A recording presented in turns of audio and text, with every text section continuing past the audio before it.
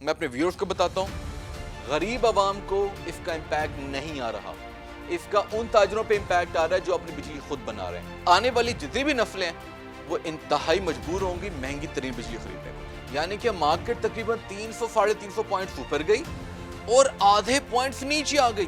Factory का data है वो एक्सपेक्टेशन से बहुत बेहतर आया। और ये कब आए? जब ये छुट्टियों पे जाने वाले हैं। यूरोप जो है वो बरतानिया और अमेरिका से नाराज नजर आ रहा है कि पाकिस्तान की जो करेंसी डॉलर के अगेंस्ट तकरीबन 3 से 4% डाउन हुई है, मगर यूरो के अगेंस्ट 14%, युआन के अगेंस्ट जो चाइनीज युआन है 10% स्टिमुलस आएगा। आप देखिएगा तेल की कीमत बढ़ने का चांस है। लेकिन इसका नुकसान गरीब आवाम को नहीं होने वाला, वो तुक का सांस ले लें।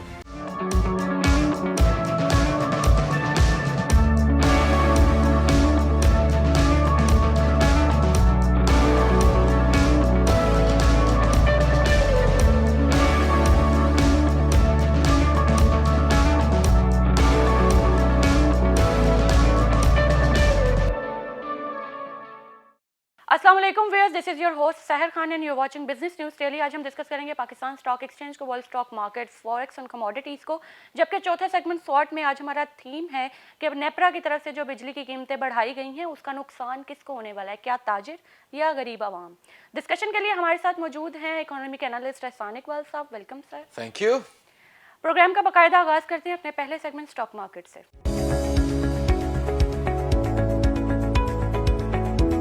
स्टॉक मार्केट आज बड़ा ज़बरदस्त परफॉर्म करती रही है और पॉजिटिव ही रही है। 46,400 समथिंग का लेवल आज उसने जो है वो क्लोज किया है।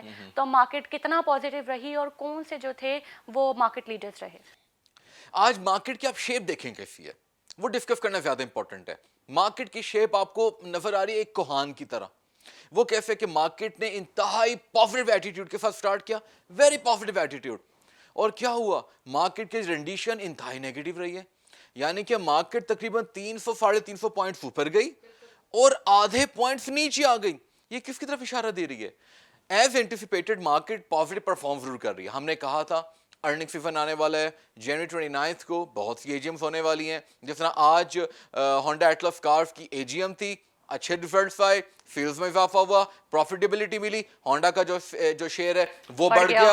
आप ये देखें कि आज आपको ऑटो सेक्टर अच्छा परफॉर्म करता हुआ नजर आया, आज आपको सीमेंट अच्छा करता हुआ नजर आ रहा है। यानी कि वो तमाम स्टॉक्स जिनकी एजीएम्स जनवरी 29 तक हैं, आज आपको सारे पॉजिटिव नजर आए। और कौन से नेगेटिव नजर आए? आपको वो नजर आए जिनकी एजीएम आज हो गई और जिनकी कल हो चुकी थी। तो इसका मतलब यह है कि मार्केट के अंदर सेल ऑफ एंड बाइंग जारी है। This is amazing. इसीलिए हम क्या करने वाले हैं, अब कल हम स्टॉक मार्केट्स को डिस्कस नहीं करेंगे। कल हम इंशाल्लाह एक स्पेशल प्रोग्राम करने के लिए जा रहे हैं जिसके अंदर हम एक ग्लोबल इकोनॉमिक, जो मेजर ग्लोबल इकोनॉमिक डेवलपमेंट्स हैं उसको डिस्कस करने के लिए जा रहे हैं। अच्छा, यहां पर एक दो चीजें और इंपॉर्टेंट डिस्कस करना, एंड दैट इज कि मार्केट के अंदर सीमेंट का जो सेक्टर है उसने बहुत अच्छा परफॉर्म किया है। दो उनकी प्रॉफिटेबिलिटी बेहतर आई है, लेकिन आप ये देखें कि उनको एक नेगेटिव इंपैक्ट मिल सकता है, उनको जॉल्ट मिल सकता है उस वक्त जब एक इंक्वायरी बैठने वाली है बहुत जल्द कि कंस्ट्रक्शन पैकेज होने के बावजूद सीमेंट की कीमतें क्यों बढ़ रही हैं। आप देखें ना, ऑटो के सेल्स में इजाफा हुआ है, ऑटो की कीमतें बढ़ रही हैं, पॉलिसी आ रही है, ऑटो की कीमतें वो गिरने वाली भी हैं। देखिए ना, नए प्लेयर्स आ रहे हैं, तो एक बड़ा जबरदस्त मिक्स नजर आने वाला है। लेकिन अंटिल जनवरी 29 बहुत अच्छी मार्केट परफॉर्म कर सकती है। और मार्केट, मेरा अपना पर्सनल व्यू है, जब हम फ्राइडे को दोबारा डिस्कस करेंगे, मार्केट हो सकता है शायद 47,000 को क्रॉस कर जाए। अगर 47 को क्रॉस नहीं करती 46 तक रहेगी इंशाल्लाह। पाकिस्तान स्टॉक एक्सचेंज तो हमें ज़बरदस्त परफॉर्मेंस के साथ नजर आ रही है। हम एशियन मार्केट्स को भी डिस्कस कर लेते हैं, वो मिक्स्ड क्यों हैं आज? देखें, हमने कल देखा था कि यूएस यूनो टेंशन जो है ना बहुत ज्यादा इन्फ्लुएंस कर रही हैं, आज भी ऐसा ही हुआ। लेकिन आज आप देखें कि शंघाई पॉजिटिव है, डिस्पाइट कल नैस्डैक नेगेटिव रही एज एंटिसिपेटेड। हमने कहा था नैस्डैक में जो अर्निंग सीजन और टैक्स स्टॉक्स का है, कल माइक्रोसॉफ्ट ने प्रॉफिटेबिलिटी शो की 50%, एक अपनी जो क्लाउड कंपनी है उसने 50% ग्रोथ दिखाया। मार्केट ऊपर गई, वो धड़ाम से नीचे गिर के क्लोजिंग करते वक्त। ये क्या साइन दे रही है? इसका साइन ये है कि जो टैग स्टॉक्स है, आज फेसबुक और एप्पल के रिजल्ट्स आने वाले हैं, और हो सकता है जब हम प्रोग्राम हमारा पब्लिश हो रहा है उस वक्त रिजल्ट्स आ चुके हैं और अब भी फ्यूचर्स तो नेगेटिव नजर आ रहे हैं। लेकिन कल हम as anticipated markets negative to mix नजर आई, हमने ये कहा था, लेकिन सारी की सारी नेगेटिव रही। हमने कहा था एशिया का इन्फ्लुएंस नजर आ सकता है और ऐसा ही हुआ। आज बिल्कुल ऐसा हुआ। कल नेगेटिव थी, लेकिन आज जापान जो यानी कि निकाय जो है पॉजिटिव नजर आ रही है। फेल ऑफ नजर आ रहा है, प्रॉफिट टेकिंग देखे जाए तो वो नजर आ रही है। और आप ये देखें कि आज चाइना पॉजिटिव है, शंघाई कॉम्पोजिट पॉजिटिव है, और उसकी जो 2-3 यानी कि शेंजन है वो भी पॉजिटिव नजर आ रही है। इसका क्या मतलब है कि वहां पर जो एक खबर है, यानी कि कल यूएस में टेंशन तो हो गई, एक खबर है कि जो फैक्ट्री का डेटा है वो एक्सपेक्टेशन से बहुत बेहतर आया है। और ये कब आए? जब ये छुट्टियों पे जाने वाले हैं अगले 1-1.5 हफ्ते के अंदर। तो इसका मतलब यह है कि चाइना जो है वो पॉजिटिव क्लोज करके जा रहा है। बाकी जो इमर्जिंग मार्केट्स हैं एशिया की, हमें क्या नजर आ रही है? वो मिक्स नजर आ रही है। और वजह यही है कि आज यूएस फेड जो रिजर्व है उसकी मीटिंग हो रही है और होने वाली है, हो सकता है स्टार्ट हो चुकी है जब हम प्रोग्राम को रिकॉर्ड कर रहे हैं। उसका इम्पैक्ट भी आएगा। एब्सोल्युटली। आप ये देखिए कि पूरी दुनिया के अंदर इस वक्त आपको एक ब्लड शेड नजर आ रहा है। वर्ल्ड स्टॉक मार्केट्स को देखें ना, ब्लड शेड नजर आ रहा है। वो क्यों? क्योंकि यूएस फेड की तरफ सबकी निगाहें हैं कि क्या होने वाला है, क्या इंटरेस्ट रेट इंप्रूव होंगे। हम पहले बता देते हैं हमें इंप्रूव होते हुए नजर नहीं आ रहे, जैसे हैं वैसे ही रहेंगे, क्योंकि ये इंपॉर्टेंट है।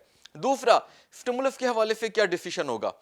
दो खबरें हैं और जो इंपैक्ट करने जा रही हैं। नंबर वन इज कि टोन क्या होगी फेड रिजर्व की मीटिंग के बाद जब प्रेस कॉन्फ्रेंस होगी, टोन कैसी है? अगर पॉजिटिव है तो मार्केट्स पॉजिटिव हो सकती हैं, अगर नेगेटिव है मार्केट्स गिर जाएंगी। नंबर टू इज दैट जो हम बात करते आ रहे हैं ट्रंप इंतजामिया की, तो वही बात है।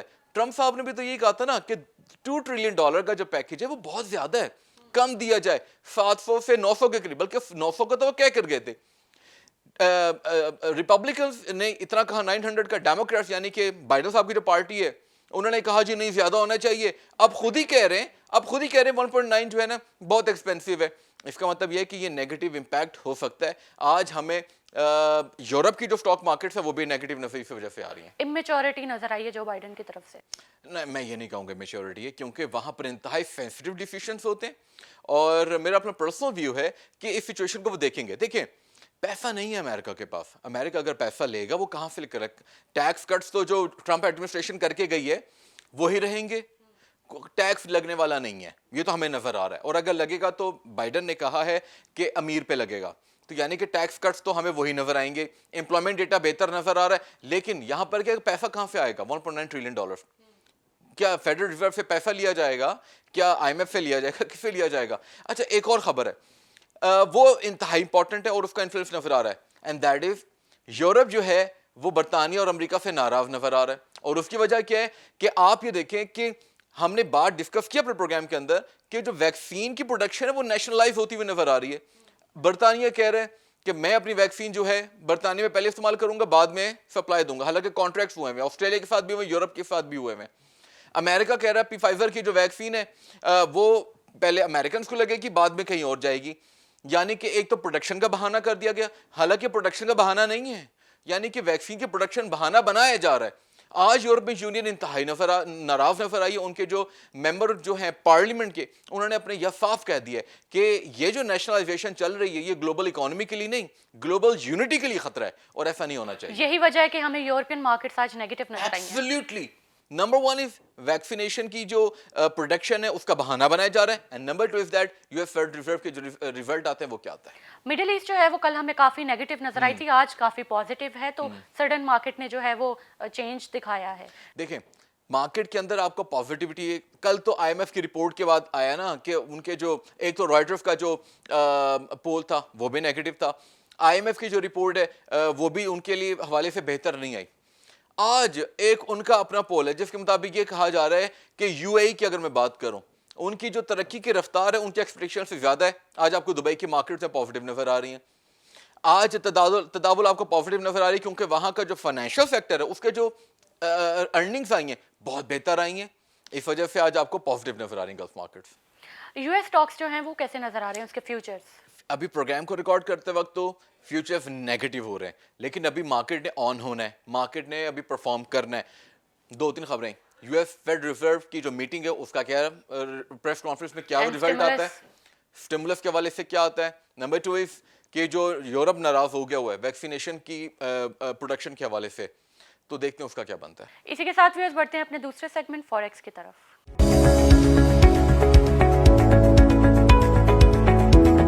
फॉरेक्स में पाक रुपए को डिस्कस कर लेते हैं। अगेंस्ट यूएस डॉलर आज 10 पैसा अप्रिशिएट हुआ, 160.54 पे ट्रेड होता हुआ नजर आया है। तो फर्दर इंप्रूवमेंट के चांसेस हैं, और ये जो 10 पैसा अप्रिशिएट हुआ है इसकी वजह? कोई वजह नहीं है, ये मार्केट बेस है, मार्केट फ्लक्चुएशन कह सकते हैं। सप्लाई एंड डिमांड है, सिंपल इज दैट। आज दो रिपोर्ट्स आई हैं।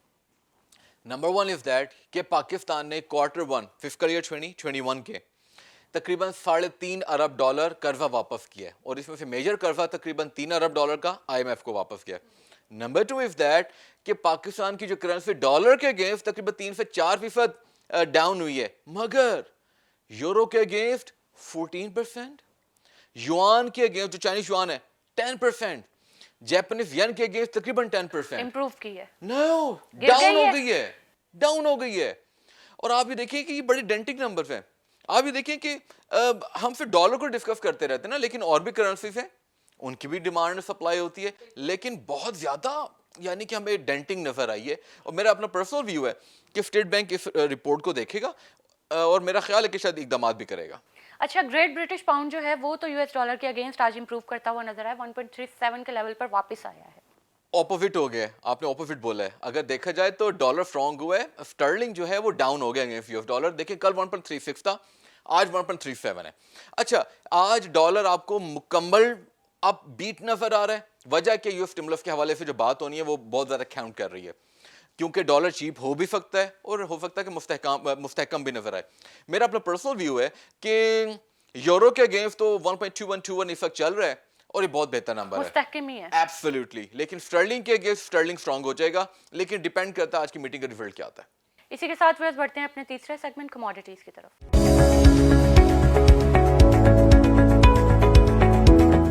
कमोडिटीज में आज ऑयल में बड़ी इंप्रूवमेंट नजर आई है, खासतौर पर ब्रेंट पे 56 पर ट्रेड होता हुआ नजर आ रहा है, 56.8 पे, और WTI 52 पे हो रहा है। तो फर्दर इंप्रूवमेंट के चांसेस हो जाएंगे, या आज की वजह क्या है खास तौर? कोई वजह नहीं है। यूएस फेडरल रिजर्व जो मीटिंग है उसका इंतजार किया जा रहा है। स्टिमुलस आएगा, आप देखिएगा तेल की कीमत बढ़ने का चांस है इंशाल्लाह।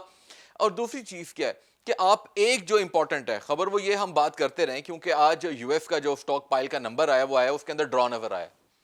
ड्रॉ की वजह से आज थोड़ा सा पुश मिला प्राइसेस को, और ये अच्छी चीज है, मेरा ख्याल है ये चलता रहेगा। अच्छा, यूएस की मुआशी खबरें जो हैं वो हाईली जो है वो इम्पैक्ट करती हुई नजर आती है। एब्सोल्युटली, यही वजह है कि कल हम अपना पूरे का पूरा एक स्पेशल प्रोग्राम कर रहे हैं, और कल बिजनेस न्यूज डेली का स्पेशल एडिशन होने जा रहा है, जिसके अंदर हम मेजर ग्लोबल इकोनॉमिक डेवलपमेंट्स को ब्रीफली भी और डिटेल भी डिस्कस करने के लिए जा रहे हैं। और मेरे अपने व्यूअर्स से रिक्वेस्ट है कि हमारा कल का प्रोग्राम बिल्कुल भी मिस ना कीजिएगा, और जितना ज्यादा से ज्यादा हो सके आप शेयर कीजिएगा। गोल्ड और सिल्वर के लेवल कल 1855, 1856 थे, आज 1846, $10 की कमी है। हाँ जी, देखें हम बात करते आ रहे हैं, जो रेजिस्टेंस लेवल है ना गोल्ड का, वो 1860 है, टच करके वापस आया। 1840, 45, 46 नजर आ रहा है। इसकी जो सपोर्ट प्राइस है आज 1835, 40 के करीब ही है, और रेजिस्टेंस लेवल भी उतना ही है। लेकिन गोल्ड भी आज आपको ऐसा ही मुस्तहकम नजर आएगा। कल के जो नंबर्स हैं वो डिफरेंट होंगे, लेकिन हम इंशाल्लाह इसको फ्राइडे को डिस्कस करेंगे। बेस मेटल्स कैसा परफॉर्म करती हुई आज हमें नजर आ रही है? थैंक यू, आपने सवाल पूछा। आज शंघाई के अंदर भी जो बेस मेटल्स हैं डाउन हो गई हैं, सारी की सारी डाउन है। जिस तरह कल लंदन मेटल एक्सचेंज के अंदर डाउन हुई थी, आज शंघाई मेटल एक्सचेंज में डाउन हुई हैं। लेकिन ये अच्छी चीज नहीं है। मेरा अपना पर्सनल व्यू है, डॉलर जैसी चीप हो जाएगा इनकी कीमतें बढ़ सकती हैं। इसी के साथ व्यूअर्स बढ़ते हैं अपने चौथे सेगमेंट स्वॉट की तरफ।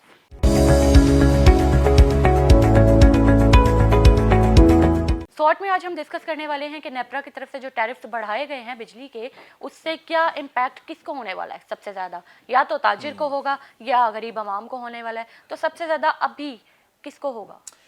ये बहुत इंपॉर्टेंट सवाल है, हमारे प्रोग्राम का थीम भी यही है आज। देखें, सबसे पहले अंडरस्टैंड करना जरूरी है कि क्या बिजली की कीमतें बढ़नी चाहिए? अनफॉर्चुनेटली कहना पड़ेगा जी हाँ, क्योंकि जो एवरेज प्राइस आपको मिल रही है वो 20 से 24 रुपए पर यूनिट। आपको कितनी मिल रही है इस वक्त? जो नया इजाफा हुआ है 14 रुपए से लेके 18 रुपए तक। देखे जाए, देखिए यहाँ पर इंपॉर्टेंट क्या है? यहाँ पर इंपॉर्टेंट यह है कि क्या सारा का सारा बर्डन अवाम पे डाला जा रहा है, क्या ताजरों पे डाला जा रहा है, क्या सब्सिडाइज किया जा रहा है? ये तीनों इंपॉर्टेंट सवाल है। सबसे पहले हम देख लेते हैं कि क्या सब्सिडाइज किया जा रहा है। हाँ जी, तकरीबन 400 से 600 अरब रुपया आने वाले सालों में भी और इस साल को शामिल कर लें सब्सिडाइज किया जाएगा। यानी कि इसका मतलब क्या है कि इस सब्सिडी के बाद किसको फायदा होने के लिए जा रहा है? दो शोबों को। एक तो वो लोग जिनका जो कंजम्पशन है 100 यूनिट से लेकर 300 यूनिट तक है, यानी कि गरीब और मुतवस्सित तबका है, उनके लिए बिजली की कीमत बढ़ भी जाएगी ना तो उनको इम्पैक्ट नहीं आएगा क्योंकि सब्सिडाइज्ड है, सब्सिडी दे दी थोड़ा सा जाएगी। फर्क पड़ेगा, थोड़ा सा फर्क पड़ेगा।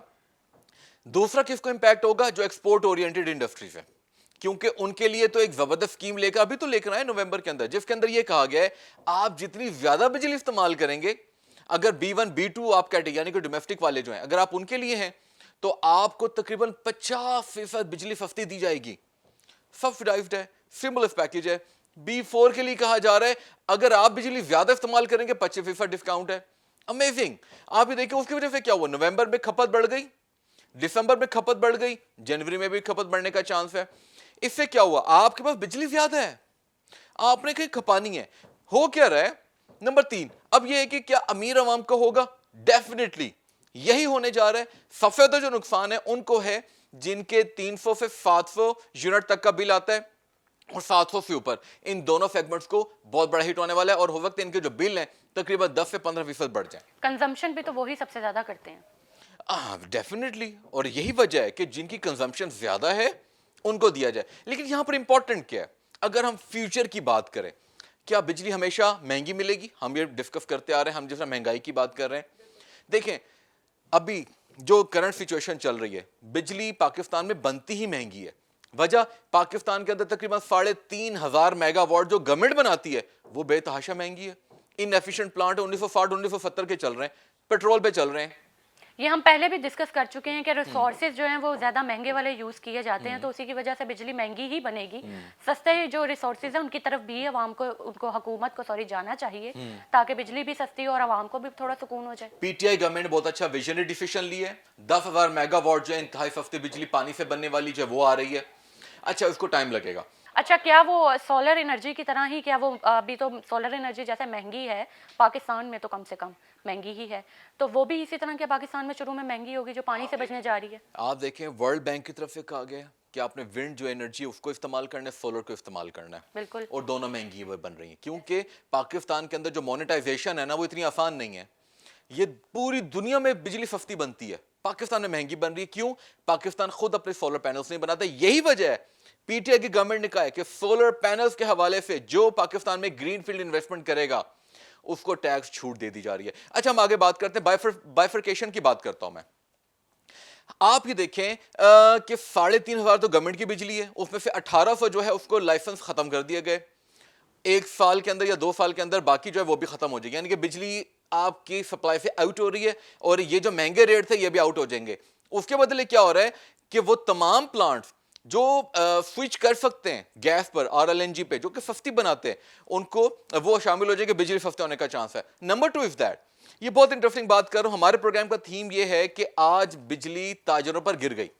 वो कैसे गिरी मैं बताता हूं।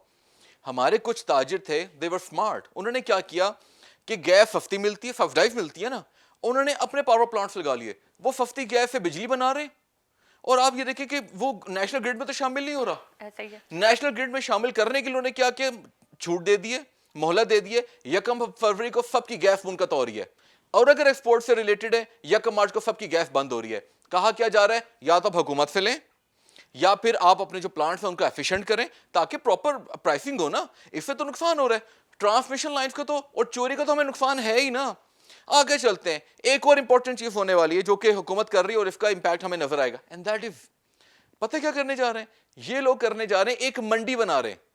ये बहुत ही स्मार्ट सोल्यूशन है। मंडी में क्या है कि जितने भी आईपीपीज हैं वो सारे के सारे उस मंडी का हिस्सा होंगे। मिसाल के तौर पे अगर मुझे बिजली चाहिए, मैं मोहताज हूं लेफ्को का, मैं लेफ्को से नहीं लूंगा, मैं सीधा उस आईपीपी के पास जाऊंगा, मेरा कॉन्ट्रैक्ट होगा और मैं उससे बिजली लूंगा। अब बिजली का रेट क्या होगा, हर एक अपना अपना होगा।